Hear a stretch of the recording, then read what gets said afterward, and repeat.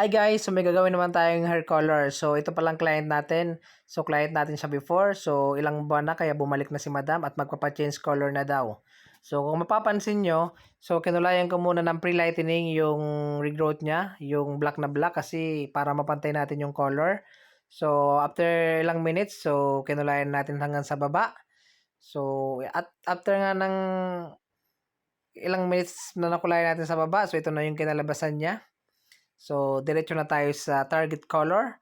So, kung mapapansin nyo, ginapitan ko na rin siya. So, ito na yung naging resulta. So, naglagay lang tayo ng counting layering sa likod. And then, yung color niya. So, napakaganda. So, nag-mixing lang tayo dito ng color.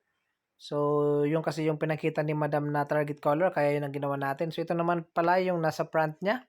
So, kung napapansin nyo, naglagay tayo ng maraming curtain bangs. Naglagay tayo ng curtain bangs na bagay sa kanyang mukha. At saka yung color, nakakaputi, sabi ni madam. So, bagay na bagay sa kanya. At tuwang-tuwa naman siya sa naging resulta.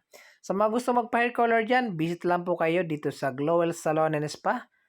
Second floor, Phase 2 Building, Legazpi City. So, thank you. Bye-bye.